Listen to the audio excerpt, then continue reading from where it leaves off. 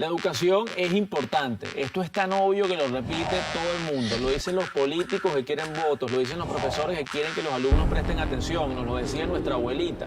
La educación es fundamental para que los seres humanos prosperen y para que una sociedad se desarrolle. Y puede parecer muy trillado, pero en Latinoamérica vemos lo que pasa cuando los sistemas educativos fallan. Muchísima gente queda encerrada en un ciclo de pobreza y la desigualdad se hace exorbitante. Esto a pesar de que en las últimas 2 décadas el número de niños y adolescentes que no iban a la escuela ha bajado más de un 35% en la región, de 15 millones en el año 2000 a 9,7 millones en el 2021. Es una excelente noticia, pero la educación latinoamericana está repleta de fallas. Una muy grave es que no es efectiva sacando a la gente de la pobreza, como ya dije. Y esa es quizás la función principal de la educación, crear movilidad social. Es un escepticismo que se está generalizando hoy en los jóvenes en el país acerca de que la educación no sirve, de que nunca voy a recuperar la inversión que hago yendo a la universidad y pagando mi manutención. Con frecuencia la educación la llaman el ascensor social porque en general una mejor educación te permite tener más ingresos. Tienes acceso a puestos de trabajo que exigen más conocimientos y que pagan más. Entonces, en teoría, en una sociedad que funciona bien, bastaría con educarse mejor para escalar al nivel laboral y socioeconómico. Pero la práctica es diferente en muchos países. En Colombia, por ejemplo, necesitas que pasen 11 generaciones para salir de la pobreza. Necesitas 11 papás y mamás trabajando en la pobreza para salir del ciclo. En Brasil son 9 generaciones, en Chile y Argentina son 6, lo mismo que en Alemania. En Dinamarca son 2 y en el resto de Escandinavia 3. Hay diferentes razones para que en algunos países latinos estés atrapado ahí, pero una esencial es la falta de acceso a una buena educación. Dependiendo de la realidad, los costos de las matrículas son, sí, elevados. No todos no permiten un acceso universal a la educación superior. Yo me atrevería a decir que el tema de la inclusión es la asignatura pendiente cuando volteamos a ver América Latina.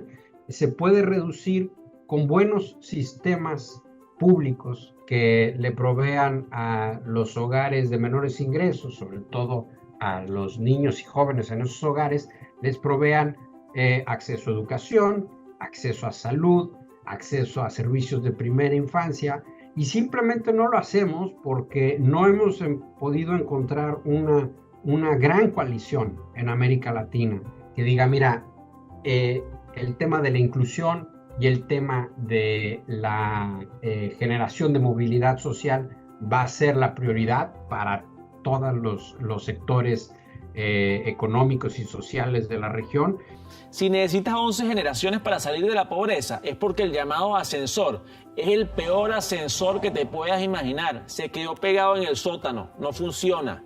Y esa es una tendencia regional. ¿Cómo no lo sería si América Latina es la región del mundo en donde más se segrega a los estudiantes en base a sus ingresos? El Salvador, Honduras, Colombia y Guatemala están en los primeros lugares regionales. ¿Qué explica esta diferencia de experiencia de estudiantes de clase social distinta? En buena parte la enorme segregación educativa que hace que estudiantes de diverso origen social asistan a escuelas de muy distinta calidad. Y esta segregación margina especialmente a los estudiantes más pobres, es decir, a los que viven en zonas rurales, a poblaciones indígenas y a los afrodescendientes. Esta segregación hace que los alumnos más desfavorecidos se concentren en los mismos colegios y reproduce las desigualdades sociales. Si es que van a la escuela. Según la UNESCO, más de la mitad de los niños que viven en áreas rurales o vienen de familias con ingresos bajos no completan los 9 años de escolaridad. Justo por esta baja retención, por ejemplo, un 12% de los hondureños mayores de 15 años no saben leer ni escribir.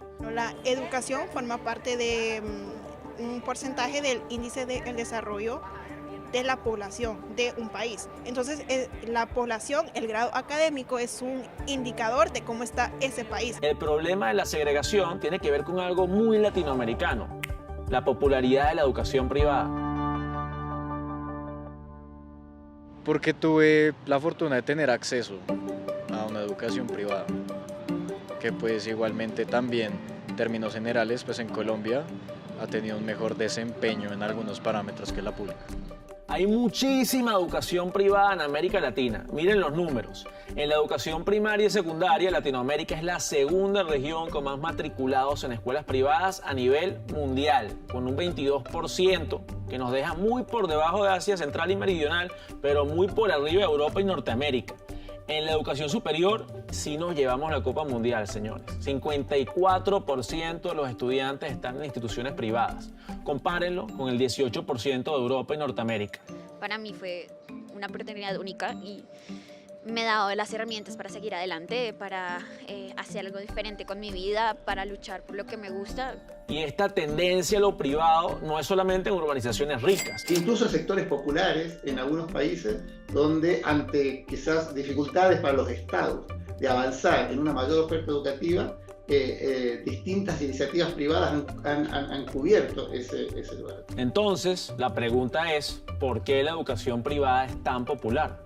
Algunas de estas familias optan por enviar a sus hijos a colegios donde perciben que tienen más posibilidad de exigir calidad o donde creen que es mayor la prioridad en educar a los estudiantes. Lo que pasa, entonces, es que el Estado ha descuidado mucho la educación pública en América Latina. Y esa carencia la atienden universidades privadas que pueden llegar a ser hiper caras. La privada, porque realmente sí se busca formar, mientras que la pública tiene muchos problemas de infraestructura, de formación, de huelgas, etc. Pues yo he tenido ambas experiencias porque yo estudié mi bachillerato en un colegio público y mi universidad en una universidad privada. Y lo privado tiene muchas más oportunidades, tienen muchas más ventajas, les llegan más recursos y en la pública básicamente uno trabaja con lo que hay, con las uñas, como decimos acá. Los colegios y las universidades privadas suelen tener mejores instalaciones, clases más pequeñas y más atención individual, actividades extracurriculares, etc. Pero vienen con un costo alto y derechos de admisión que solo algunos pueden cubrir. Y justo ese es el problema de la educación privada, que marginaliza a muchos que quedan con la única opción que sobra, una educación pública deficiente. Para mí es mejor la educación pública. Es una obligación como del Estado garantizar ciertos derechos fundamentales. El hecho de que la educación sea necesario para una mejor sociedad, es el Estado el que debe proveer aquello. Esta marginalización no es nada nuevo, es de toda la vida. En la colonia la educación era súper elitista y en el siglo XX, sobre todo a partir de los 60, hubo un boom de universidades no estatales porque había mucha demanda. Los gobiernos la fomentaron porque no podían cubrir toda esa demanda. En algunos países como Chile, Nicaragua y la República Dominicana, el Estado incluso financia a las universidades privadas tanto como a las públicas. La historia de la expansión del acceso a la universidad en América Latina en las últimas 3 décadas ha sido básicamente expansión por oferta privada. Ahora hay una gran oferta privada en preescolar porque la oferta pública es limitada. Pero también es cierto que hay oferta educativa privada a nivel primario, secundario, y ahí esa oferta es diversa. Hay todavía muchas escuelas privadas que en verdad reflejan la visión de un grupo fundador particular. En algunos casos, escuelas que son administradas por una familia, o sea, hay muchas escuelas privadas que uno consideraría pequeñas y medianas empresas familiares, básicamente. No creo que la solución sorprenda a nadie. Pero la mejor forma que pueden convivir los dos sistemas, el sistema público y el sistema privado, es que el Estado, con E mayúscula, debe garantizar una educación pública de calidad. Si esto sucede, si el Estado garantizara una educación pública de calidad, entonces uno no vería estos incentivos que tienen las familias más acomodadas en América Latina a pagar por servicios educativos. En Colombia, el país del encierro en ese sótano de la pobreza, hicieron una reforma que dará más dinero a las universidades públicas y priorizará el ingreso de sectores pobres de la población. Siento que va bien, pues, pero todavía falta como aplicación, ¿sí? Porque pues se firmó el decreto para la gratuidad para estratos 1, 2 y 3 y siento que va por buen camino porque conozco a varios compañeros que les salió política de gratuidad en estos momentos, pero pues yo creo que va por buen camino. Muchas universidades privadas están indignadas con la reforma, por supuesto. La rectora de la costosa Universidad de los Andes dijo que con esta reforma se marchitarían las universidades privadas. El presidente Gustavo Petro reaccionó diciendo en X que se dedican enormes recursos públicos a financiar la universidad privada, pero se desfinancia la pública, lo cual equivale a que el 50% de los jóvenes se queda sin educación superior y el país profundiza su desigualdad y la violencia. Pero ¿qué tan caro sale estudiar en una universidad privada? Vamos a ver. Si quieres estudiar medicina, una de las carreras más populares, te vas a encontrar con diferentes escenarios en la región. En la Universidad de Buenos Aires, una de las más prestigiosas de América Latina, te sale gratis, porque todas las universidades son gratis en Argentina, por ahora. En Colombia varía mucho. En la Nacional de Colombia pagarías entre $8.000 y $18.000 dependiendo de tus ingresos. Pero en la de los Andes pagarías el humilde monto de $105.000. En Chile te tocaría gastarte un buen dinero también. $62.000 en la Pontificia Universidad Católica, que es privada. Y lo mismo en la Universidad de Chile, que es pública. Tenemos una universidad que en promedio cobra 24 millones por semestre acá y pues por otro lado en las periferias tenemos universidades que ahorita pues las públicas, algunas están con matrícula cero o inclusive otras que pues un salario mínimo. Entonces con un semestre acá se pueden pagar 24 semestres en una universidad de la periferia. Obviamente, muchos quedan excluidos por los precios o les toca abandonar los estudios. Estoy trabajando en el proceso de matrícula y me han llegado muchos casos de niños que han logrado tener el puntaje para poder ingresar a una universidad, pero a la hora de matricularse es necesario pagar las 180.000 pesos de la matrícula más el arancel de la primera cuota y no lo logran y no se pueden matricular por esa razón. En algunos países las becas ayudan, pero suelen ser insuficientes o venir con muchas restricciones. Hay una gran variedad de becas, pero a veces son muy limitantes a ciertas carreras. Las becas estatales son prácticamente por nivel socioeconómico y tienes que tener un mal nivel socioeconómico para poder adquirir una beca. Y es muy fácil no ser de ese porcentaje que recibe becas. Por esta deficiencia existen acuerdos entre inversores y estudiantes, algo que me sorprendió mucho. Es una especie de préstamo a largo plazo. Los inversores financian la educación universitaria del estudiante a cambio de que le pague con un porcentaje de sus futuros ingresos a largo plazo. Se convierten en propietarios parciales del futuro sueldo, pues. Esto se ve cada vez más en los Estados Unidos y África también. En cuanto a la educación primaria y secundaria, lo más increíble es que algunas familias se endeudan pagando la educación pública. En países de renta baja y media como Honduras, las familias pagan un 24% más que en países ricos. Pagan costos de matrícula ocultos y gastos extra para compensar lo que no ofrecen las escuelas públicas. En conclusión, muchos latinos la pasan muy mal financiándose la educación si es que lo logran. ¿Qué hacemos entonces? ¿Será que el Estado tiene que poner más dinero? No solo Honduras, sino que en muchos países pasa lo mismo, pero sí es importante que, no sé, quizás el gobierno se interese más por la educación. Según el Foro Económico Mundial, $1 invertido en educación primaria y secundaria produce unos $2,50 de ingresos adicionales a lo largo de la vida en los países de ingreso medio-bajo y hasta $5 en los países de ingresos bajos, es decir, un retorno de la inversión del 500%. No está mal, pero bueno, esto es en teoría. La UNESCO recomienda a los países invertir entre un 4 y un 6% del PIB en educación. En América Latina, el promedio está en 4%, frente al 5,1% de los países de la OCDE. Así se ve por país. En el podio están Cuba con 11% del PIB, luego Bolivia con 8% y Venezuela con 7%. Los que menos invierten son Paraguay con 4%, Guatemala con 3% y en el último lugar Haití con solo 1% del PIB. Países con mucha intervención estatal como Cuba, Bolivia y Venezuela invierten mucho en educación. Esto lleva a menos desigualdad. El problema de esos países suele ser otro, la falta de productividad, lo cual crea mucha pobreza. No solo varían los montos nacionales, sino también la manera en la que se reparte el dinero dentro de los países. En Argentina y Brasil, por ejemplo, los gobiernos regionales más pobres reciben casi la mitad de los recursos que reciben los ricos. En cambio, Chile, Perú y Ecuador financian progresivamente, dan más a los vulnerables. Varía mucho el gasto público en América Latina, pero sí hay una tendencia clara. A la educación le falta calidad. La UNESCO dice que 1 de cada 2 jóvenes latinos de 15 años no alcanza buenos niveles de lectura. De manera que el problema principal de América Latina es el problema de aumentar la calidad. Y es relativamente sencillo ser más igualitario cuando ningún estudiante aprende mucho en la escuela. Ahora, América Latina no necesita más igualdad de este tipo, igualdad en ignorancia. Por el contrario, lo que necesita es aumentar los niveles educativos para todos los estudiantes, incluidos los que van a las escuelas privadas. Los números no mienten. El último informe del Programa para la Evaluación Internacional de los Estudiantes de la OCDE, PISA, por sus siglas en inglés, pone a todos los países latinos en la mitad baja de la tabla. Como de costumbre, los primeros lugares los tienen países de Asia Oriental y Sudoriental. El primer lugar se lo lleva Singapur. Para encontrar a los latinos hay que irse hasta el puesto 44 de 81 países, en donde nos conseguimos a Chile.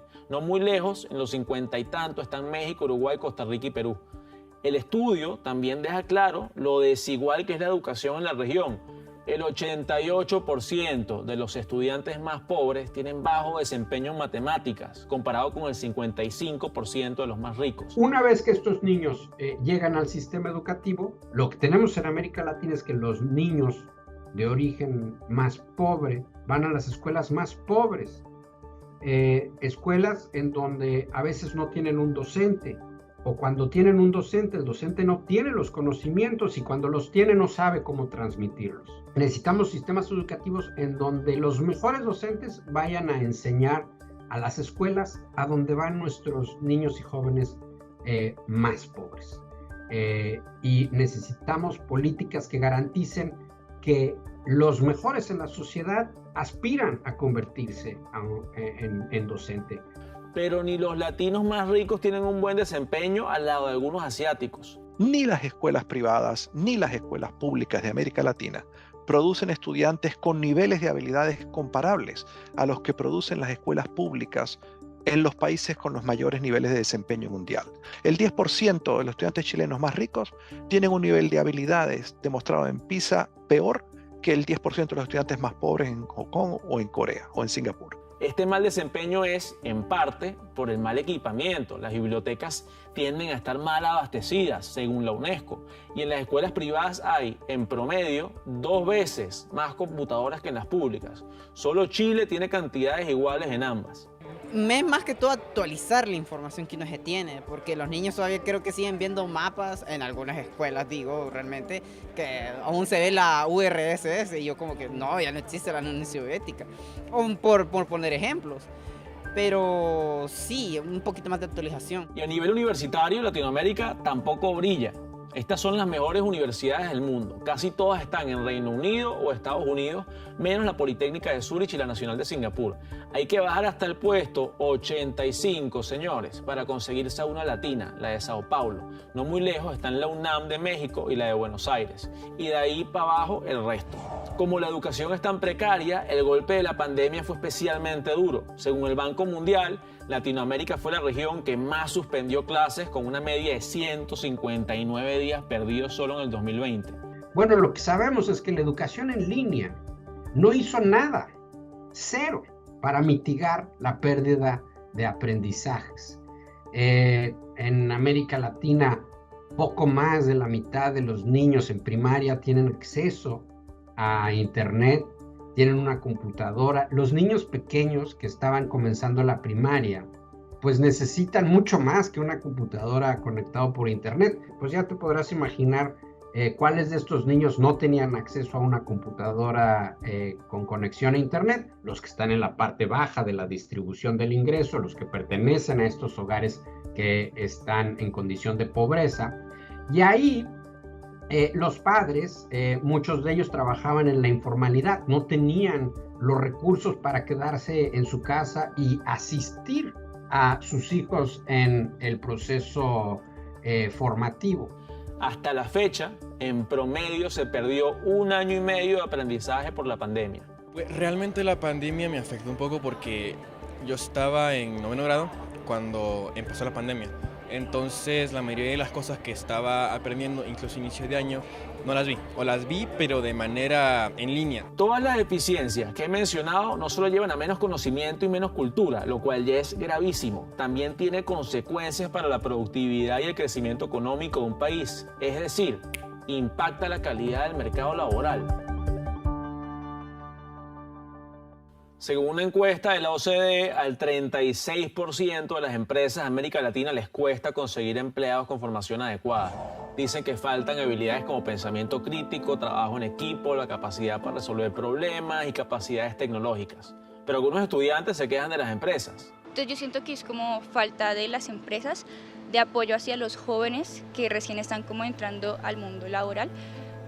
Pero pues obviamente una persona que es de la Nacional o que es de la Javeriana o algo así, de universidades que son como más reconocidas, tienen un poco más de ayuda a entrar al mundo laboral. Lo cierto es que ambas partes dicen que el puente entre la educación y el trabajo está fallando. Yo creo que hemos errado en el enfoque que tenemos sobre la vinculación entre el sistema educativo y el mercado laboral.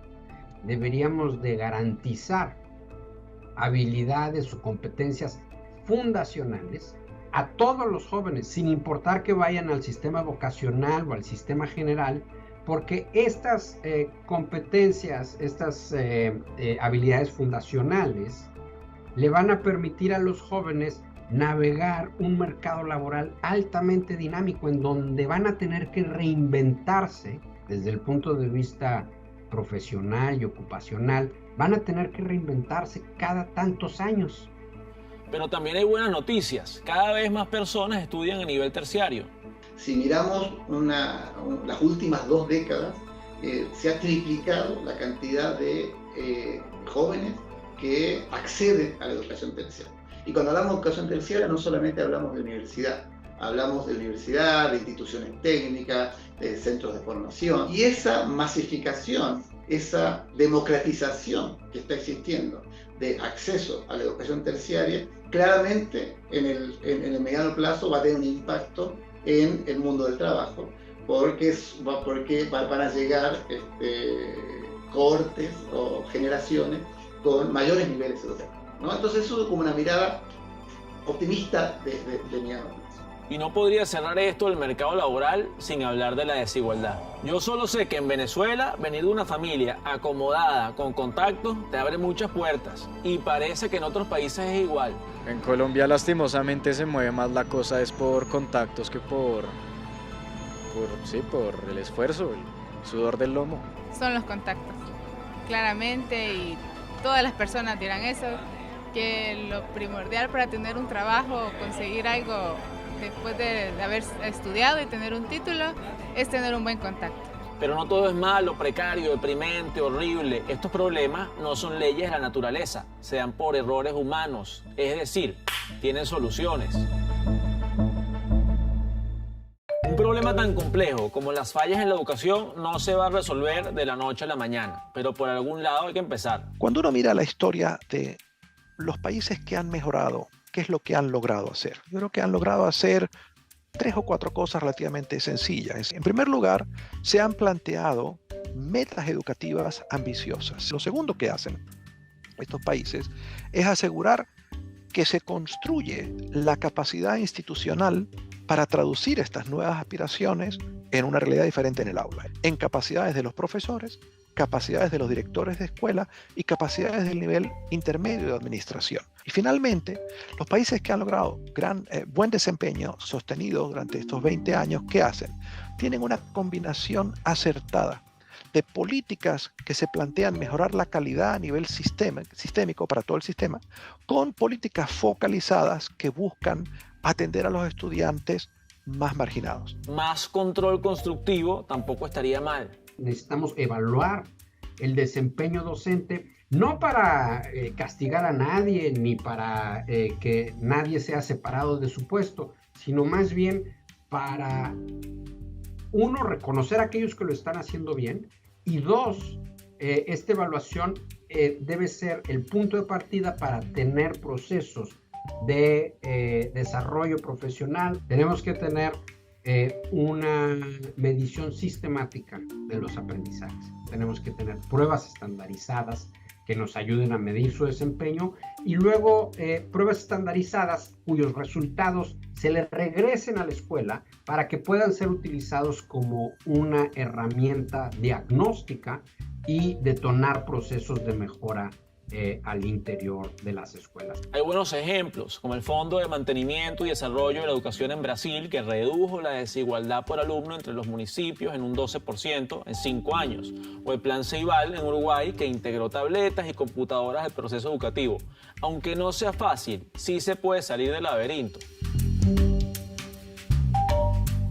Mira, Isaac Newton estudió en King's School y Cambridge, dos de las mejores instituciones de Europa. Einstein estudió en la Politécnica de Zúrich, que mencioné hace un rato. Steve Jobs se educó por primera vez sobre computadoras en los talleres que daba Hewlett Packard a jóvenes interesados en la tecnología.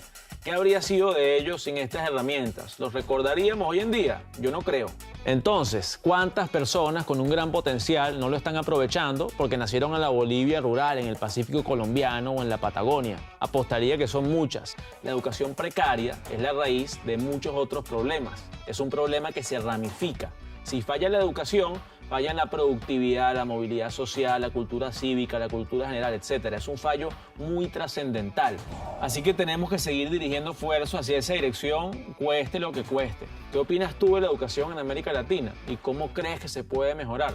Con eso los dejo. Nos vemos la próxima semana. Adiós.